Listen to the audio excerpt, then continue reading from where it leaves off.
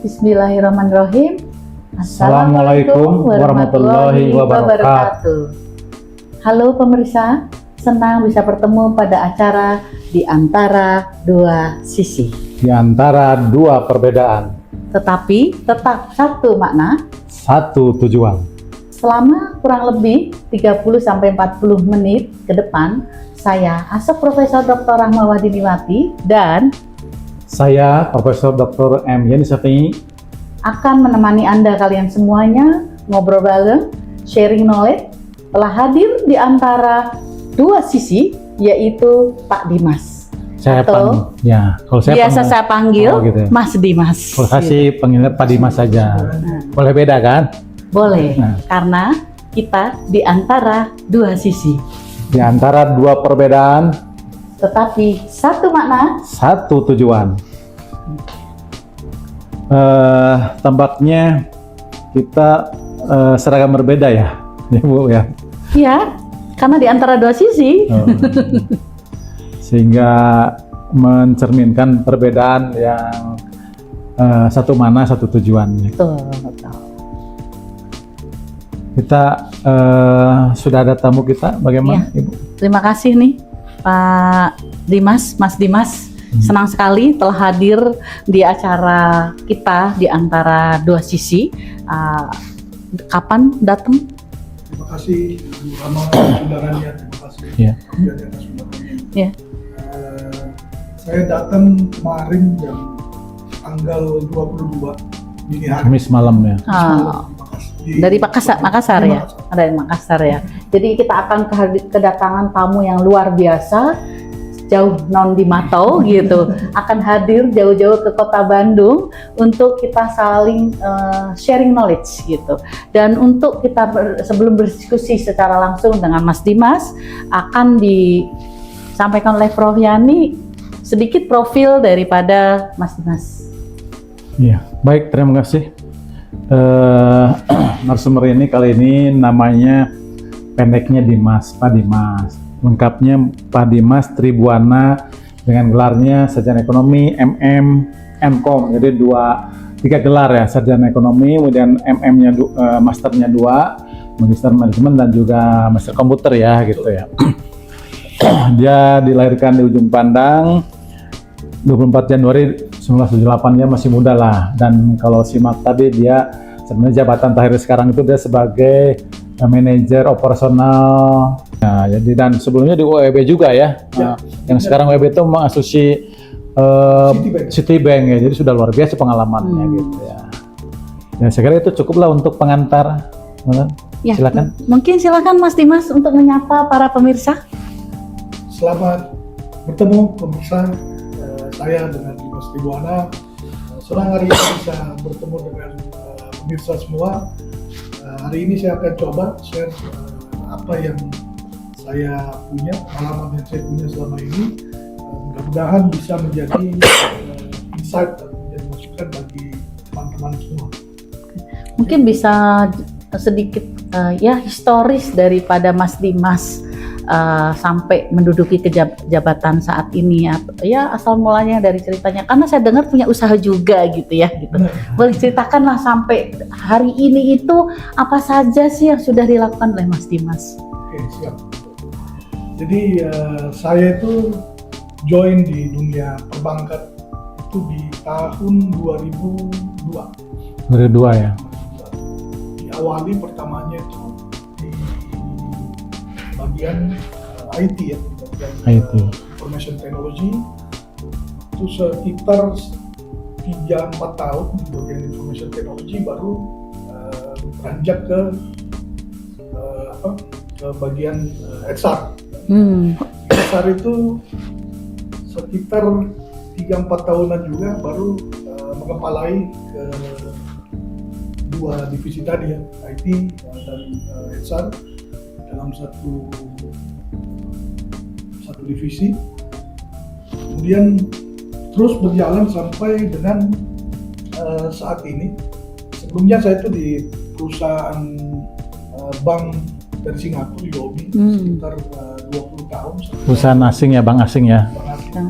Dari satu bank ke bank ya ini ya. Nah, sekarang di bank yang kedua di MMC.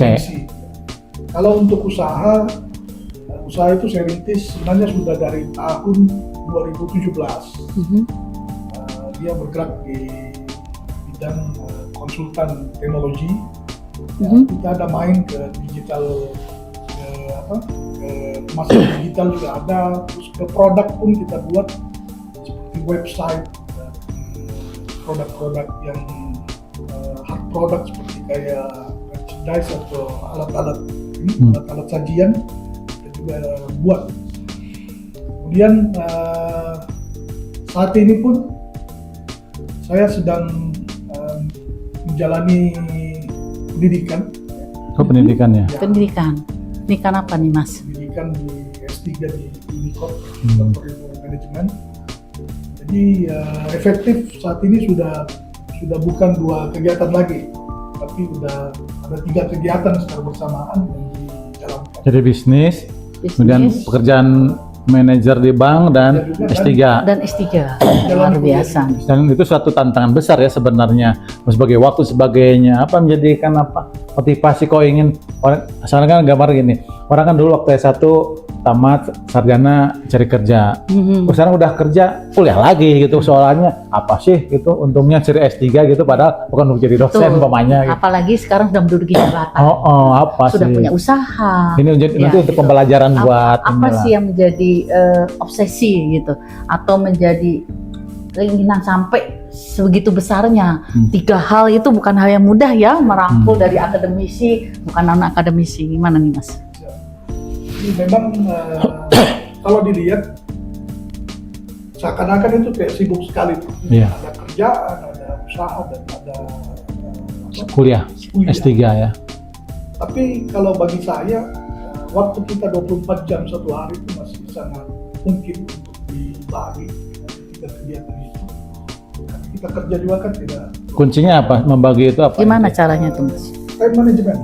Time management, disiplin gitu ya. Kita harus disiplin bahwa pada saat jam kerja itu ya memang kita selesaikan masalah pekerjaan. Kemudian di luar jam kerja itu kita bisa bagi untuk kegiatan usaha ataupun untuk studi. Seperti itu. Kalaupun motivasi saya sebenarnya dari perjalanan 20 tahun lebih berkarir dari merintis usaha di 2017, saya melihat itu sudah ada perbedaan di pasar. Kalau dulu mungkin orang berpikir kita kuliah itu untuk bekerja, paradigma dulu. Kalau sekarang saya lihat banyak teman-teman di sana itu kembali lagi kuliah, kembali ke kampus lagi. Kenapa? Karena pengalaman yang kita dapatkan di pekerjaan itu bukan semata-mata yang bisa mengantarkan kita ke kesuksesan, tapi harus ada juga ilmu baru. Tidak ada amunisi baru atau inputan baru supaya lebih siap menghadapi tantangan. Karena tantangan bisnis dan pekerjaan sekarang memang butuh ekstra kita punya usaha untuk. Jadi kan perkembangan teknologi ada AI gitu ya? Ya betul. Itu kan yang tidak diduga-duga kan sama kita, kok bisa ada gitu, dan kita harus mau atau tidak mau, suka atau tidak suka harus menghadapinya kan begitu. Di perbankan juga mungkin ya seperti itu ya, ada permasalahan. Di perbankan itu salah satu industri yang paling terimpact dengan adanya transformasi teknologi. Jadi kalau kita masih pakai pola pikir lama untuk menghadapi tantangan pekerjaan di perbankan tidak akan bisa. Kita memang harus isi dengan amunisi baru. Amunisi baru itu yang kita bisa dapatkan melalui jenjang pendidikan. Seperti itu yang saya. Dulu masuk katanya S3 itu angkatan berapa? Saya S3 di angkatan 2003. 2023. Sekarang semester berapa? Semester 2 ya? Semester 3. Oh, 3. Jadi tahun udah lewat 1 tahun ya? Udah lewat 1 tahun. Menuju tahun kedua. Katanya udah mau UP ya? Harapannya itu mudah-mudahan cepat terkejar progresnya biar kita bisa selesaikan lebih cepat dan lebih bisa mengerjakan hal lain lagi yang mungkin nanti akan Nah, itu menurut saya bukan hal yang mudah ya, mengatur antara bisnis, menjadi pimpinan perusahaan, studi S3, ini luar biasa sekali. Belum lagi ngurusin keluarga, gitu ya. Nah, ini bagaimana nih membangun dan peran keluarga? Kan pasti juga kadang-kadang mungkin keluarga ya, sama-sama saya seorang wanita, ih sibuk amat sih papa gitu, gitu. Anak-anaknya dan sebagainya. Nah, ini gimana nih cara membagi Nggak protes tuh istri kekurangan waktu, kasih sibuk aja sayangnya. mikirin diri sendiri, ntar dibilang gitu gitu. Nah, itu gimana nih Mas? Kalau saya, Prof dan itu dalam 1 minggu itu kan kita punya 7 hari. 7 hari ini ya kita alokasikan Senin sampai Jumat, katakanlah kita di kantor. Kita Pagi jam 6 sampai jam cuman dari maghrib sampai 6, 8 jam lah. 8 jam. 8 Jam 4, Ya. 5 sore. jam 5 sore. Ya, ya. Sisa waktu itu masih bisa kita manfaatkan untuk keluarga. Jam 6 lah sampai jam 8 gitu. Dan saya Jam juga 9 malam. lebih banyak kan di rumah.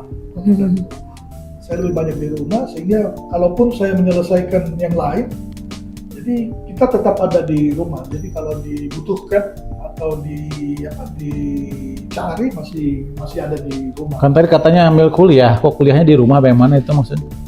Kan kalau di jam kerja, kalau di hari kerja kuliahnya nggak ada, di weekend aja tuh. Dan itu juga katanya di Unicom hybrid ya, bisa online. Hybrid. Jadi, ada online, ada offline. Iya, Jadi tidak menyita waktu ya, jadi bisa ngatur waktu. Bisa di Makassar ya. betul. Nah, pernah nggak ngalamin nih Mas Dimas masa-masa ya stres lah, atau masa-masa yang berat pada saat bersamaan sesuatu itu harus memang dikerjakan dan harus diselesaikan secara bersamaan? Pernah nggak? Kalau misalnya pernah, nah ini gimana nih milihnya? Kan itu 3 yang menurut saya hal yang semuanya berat. Menjadi seorang pengusaha, menjadi direktur manajemen operasional, belum lagi studi S3, bukan S-nya aja udah 3 gitu, bukan S-nya 1, 2 gitu, 3 ini S terakhir lah ya, S3 gitu. Nah, ini alami ya hal-hal seperti yang pernah dialami, dan bagaimana mengatasi itu? Jadi saya justru pernah mengalami hal seperti itu pada saat belum multi seperti ini, Bu. Jadi di saat di tahun 2010-an awal itu pada saat masih kegiatannya masih hanya kerja, justru disitulah stres itu yang Tinggi ya. tinggi. Saya pelajari pada saat itu apa yang salah sih dengan diri saya. Ternyata bukan pekerjaannya, atau bukan bisnisnya, atau bukan studinya, tapi yang salah adalah mengatur waktu kita, mengatur pola pikir kita, Manage aktivitas ya. manage diri kita sendiri. Masih Saya gini salah. Jadi mulai dari saat itu saya coba berubah, coba memperbaiki, kita mengatur semua polanya. Dan alhamdulillah sampai sekarang itu belum ada lagi saya dapat kejadian seperti itu. Boleh kasih contoh nggak? Gimana sih cara ngatur waktu tuh? Itu biasanya yang ditanyain anak-anak sekarang gitu. Kadang-kadang justru anak-anak muda juga, Bu, soalnya belum ini, belum itu gitu. Nah, ini kan Mas banyak nih yang harus diurus gitu. Gimana sih contoh konkret cara ngatur waktunya? Jadi contoh begini, pada saat jam kerja saya tuh betul-betul fokus Kerja. menyelesaikan di Sesuai pekerjaan biasa lah semua gitu. masalah pekerjaan yang ada. Dan saya tidak pernah menunda. Artinya kalau memang masalah itu bisa diselesaikan segera, meskipun belum deadline, kita selesaikan lebih cepat. Kenapa? Karena pada saat Jadi jangan ditabung seperti tabungan bank ya. nanti berikutnya masalah lain itu akan ada. Selesaikan segera di awal kita selesaikan. Semua begitu. Jadi di perkuliahan pun seperti itu. Saya tidak pernah, ini deadline-nya 2 minggu lagi. Kalau bisa selesai 5 menit kita selesaikan. Jangan Tunda-tunda. Tabung ya istilah kalau bank ya. Itu kuncinya. Kalau orang sekarang itu kebanyakan ya, belum deadline, nanti aja. Relax aja gitu. Nabung ya, nabung. Nanti Harusnya nabung duit ya, ini nabung masalah. Biasanya begitu nanti aja, itu waktunya itu bersamaan. Nah itu jadi stres. Itu yang membuat ya, kita jadi numpuk ya. seperti itu. Tapi boleh tahu nggak sedikit flashback ke belakang? Waktu studi S1 berapa lama? Saya S1 dulu di Universitas Hasanuddin Makassar ya. Makassar. menempuhnya tuh cukup lama. Jadi di zaman itu saya masuk 2096, 1996. Keluarnya itu 2002. 7 tahunan ya 7 standarnya. 6 tahun. 6 tahun ya 6. 1 tahun lagi udah DO. Dan ini juga yang menjadi pelajaran buat saya bahwa kalau kita menempuh studi berikutnya harusnya jangan sia-siakan waktu. Jangan sia-siakan waktu. Sehingga waktu S2 kemarin saya selesaikan itu memang lebih cepat juga dibanding. Berapa lama Mas? Buah 2 tahun. Belum 2 tahun. 1 tahun jadi 20 bulan. 20 bulan. 1 tahun 8 bulan. saya kerjaan untuk S2 kemarin, komputer. M-Com-nya ya. Ya. Berarti pengalaman menjadi pelajaran yang sangat berharga ya, menjadi hal-hal untuk berikutnya menempuh sesuatu yang lebih baik lagi dan sesuai dengan target-target yang diinginkan oleh Mas Dimas, karena setiap orang pasti punya target ya gitu. Betul. Ya. Itulah yang kita manai di antara dua sesi ini. Topiknya itu kan ada dua kepentingan ya, mungkin Pak Dimasnya ingin apa atau ingin apa, jadi anggaplah ada sesuatu yang sebenarnya ingin supaya pemirsa itu memetik manfaatnya apa sih. Tadi kan di awal saya sudah ngomong bahwa kalau kita kuliah untuk kerja, cari kuliah lagi, terus cari kesibukan seperti yang pengangguran lah gitu. Apa sih yang ingin dilempar ke masyarakat umum nih dengan udah jadi manajer kok udah ngambil S3. Kalau orang lain mungkin nyalek gitu ya karena untuk pamer gitu. Ini bagaimana nih Pak Dimas? Kalau saya melihatnya secara berbeda. Jadi yang saya lihat sekarang baik di industri maupun di masyarakat umum, tantangannya itu sudah berbeda. Industri itu kita harus melihat sesuatu itu lebih cepat, lebih aktual. Nah, itu kita tidak bisa dapatkan kalau hanya dari pengetahuan umum saja. Memang harus melalui jenjang kuliah. Formal ya, jalur formal. Karena itu dipaksa kalau formal ya. Kalau formal kita nggak punya pilihan kecuali selesaikan. Iya. Jadi kalau kita cuma berharap dari jenjang umum, kita bisa berhenti kapan aja. Apa belajar sendiri dari YouTube atau apa gitu, itu tidak mengikat ya. Tidak memaksa. Tidak memaksa kita. Tidak ada tekanan ya. Ya, betul. Jadi itulah yang berbeda saya lihat dengan sekarang. Ya, baguslah itu yang ingin. Ya. Kalau itu memang jadi makna yang ingin disampaikan kepada masyarakat nanti ya. Jadi silahkan tergantung masyarakat menyimak begitu. Ada satu yang tertarik tadi. Kan tadi yang ketiga adalah memutuskan S3. Ya, S3 di mana tadi? Di Unicom. Unicom tuh kepanjangan dari Universitas Komputer Indonesia. Di mana, di Bandung ya itu ya? Bandung ya? Di Bandung, Bandung. ya. Di bawah fakultas apa ya? Di bawah Fakultas Pascasarjana. Oke, pertanyaan saya nih, Mas Dimas, kenapa sih jauh-jauh loh Makassar, ambilnya Unicom gitu loh, Bandung gitu kan jauh nih, beda pulau. Memang nggak ada di sana di Makassar. Ini di Pulau Jawa, Jawa Barat gitu, kan secara budayaan beda gitu kan gitu. Apalagi sibuk. Tadi ada 2 ya di Makassar, bekerja menjadi pimpinan perbankan, jadi usaha IT gitu. Belum keluarga di Makassar. Nah, apa ini? Kok milihnya Unicom? Terima kasih. Jadi pertanyaan ini juga saya sering dapatkan. Prof, Ibu, di luar pun saya sering dapatkan. Mau kuliah jauh-jauh sih. Kuliah jauh-jauh. Di Makassar juga ada. Tiga di Makassar banyak. Bahkan teman-teman saya yang dari Unhas pun kebetulan udah banyak juga yang di Unhas ya. Di Pascasarjana. Teman-teman kantor ya. Kenapa nggak di teman-teman di Unhas dulu? Kenapa nggak di Unhas aja? Saya jawab seperti ini. Saya ini jauh dari Makassar. Saya pernah kuliah S2 juga di Surabaya. Terus saya sekarang S3 di Bandung. Kenapa saya pilih pindah-pindah tempat? Yang pertama itu saya mau melihat sesuatu yang berbeda. Saya tidak mau berada di satu tempat. Yang monoton Yang gitu, monoton. ilmunya tidak bertambah kalau atau dosennya itu juga kan, Satu, ilmu kita tidak bertambah. Yang kedua, masalah jejaring, linknya juga. Oh, jejaring. Ya. itu dua. Kemudian kenapa harus unicorn? Ya. Nah, sebelum saya memutuskan masuk S3, saya tuh ada penelitian kecil-kecilan. Jadi saya bandingkan antara yang di Surabaya seperti apa, yang di Jawa Tengah seperti apa, dan Unicom ini seperti apa. Sama-sama digital, sama-sama digital. Saya coba bedah dia punya kurikulum, dan saya lihat yang paling betul-betul digital adalah Unicom. Sehingga saya putuskan pada saat itu ya udah Unicom. Karena waktu itu hybrid ya.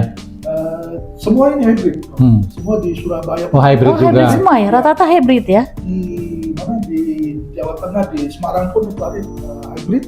Yang bedanya itu digital. Bedaannya itu kurikulumnya. Oh kurikulumnya, kurikulumnya. kurumdimnya apa? Kurikulumnya. Jadi di kurikulum Unicom itu betul-betul diarahkan untuk ke digital. Kita belajar teknopreneur, kita belajar bisnis intelijen. Iya. Di tempat lain ini Tidak ada. ada. Kalau Bahkan di Jadi lebih mengarah kepada kampus IT-nya ya, negerinya manajemennya. gimana? Kampus negeri kan juga banyak loh ya. kalau kampus negeri untuk kami di pegawai swasta ini agak susah. Agak susah karena mengatur waktunya untuk negeri itu mereka biasanya di reguler. Bukan di weekend ya, bukan di weekend. Ya, itu agak susah. Jadi kalau pun swasta, kita ambil swasta, saya bandingkan dari 3 tempat tadi, maka yang paling oke saya lihat adalah Unicom.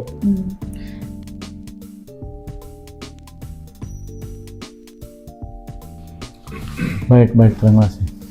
Tampaknya memang kita Luar ingin biasa. banyak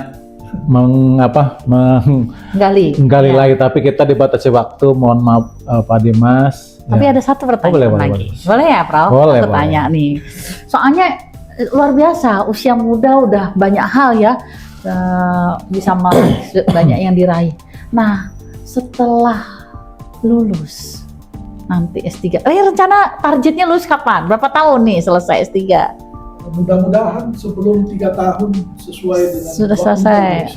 bisa selesai. Ya, bagus. Oke. Apa rencananya setelah lulus S3? Sudah tergapai ya semuanya gitu. Ada nggak rencana goal akhir lah, goal akhir dari Mas Dimas yang diinginkan? Kita membuka usaha bank sendiri Buat gitu. bank lagi ya, berbagi bank ya, BPR atau akuisisi apa. kali ya gitu. Ditambah usahanya tadi jadi kolaborasi gitu. Gimana? Jadi usaha IT ya, di usaha IT tadi IT. bisa. IT. Jadi kalau untuk dari sisi pekerjaan, goal saya kalau setelah saya Menempuh S3. menjalani ini, yang pertama pasti kita mau mengambil role yang lebih besar dari yang ada sekarang. Karena ingin memanfaatkan ilmu yang telah peroleh ya, Ya. tantangan kedepannya itu. Jangan ditutup juga gitu. Kita sudah siap untuk mengambil tantangan yang lebih besar. Itu kalau dari sisi pekerjaan. Kalau dari sisi usaha, kebetulan usaha saya pun masih selaras dengan apa yang saya pelajari, sehingga nantinya fokus usaha itu bisa lebih ditingkatkan lagi, sehingga bisa lebih menghasilkan dari banding yang kemarin. Seperti itu. Ya, Hal penting, Bro. iya. Apa?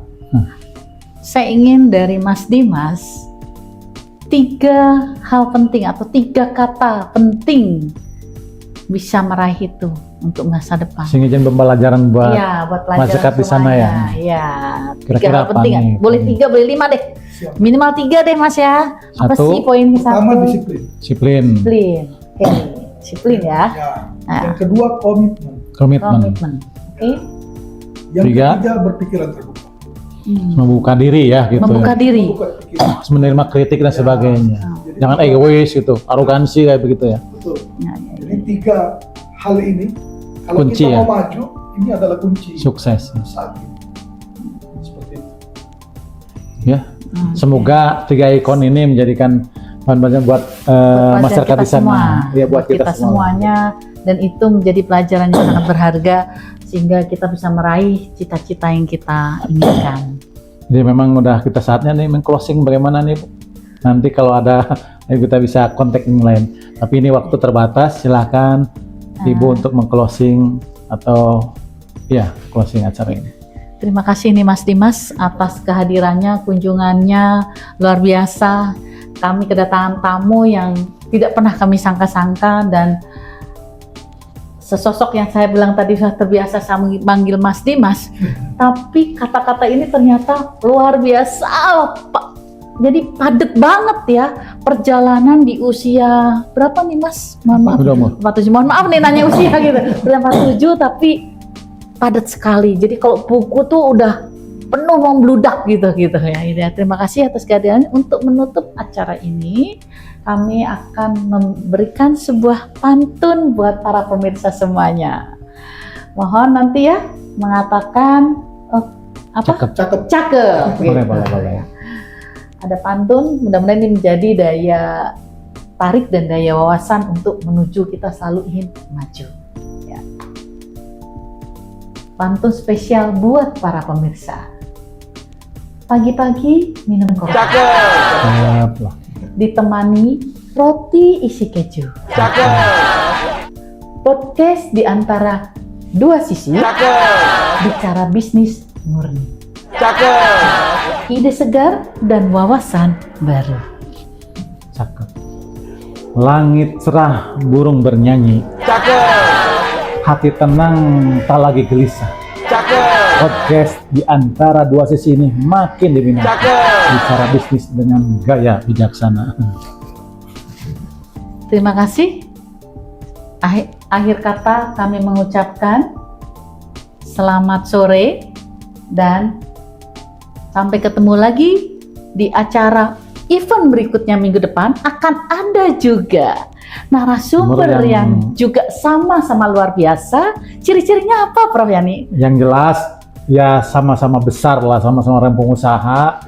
Dia juga sukses gitu, sama-sama juga seperti Pak Dimas punya bisnis, sedang S3 juga. Ya kita ingin menyelaraskan kira-kira apa benang merahnya nanti kalau misalnya ini seorang pengusaha di fashion lah gitu. Fashion ya Prof fashion ya. muslim. Jadi beda ya kalau hari ini perbankan, nanti usaha fashion IT, besok adalah fashion muslim. Nah, sampai ketemu di acara spesial minggu depan, yaitu di antara dua sisi, di antara dua perbedaan tetapi satu makna, satu tujuan. Terima kasih. Wabillahi taufiq wal hidayah. Wassalamualaikum warahmatullahi wabarakatuh.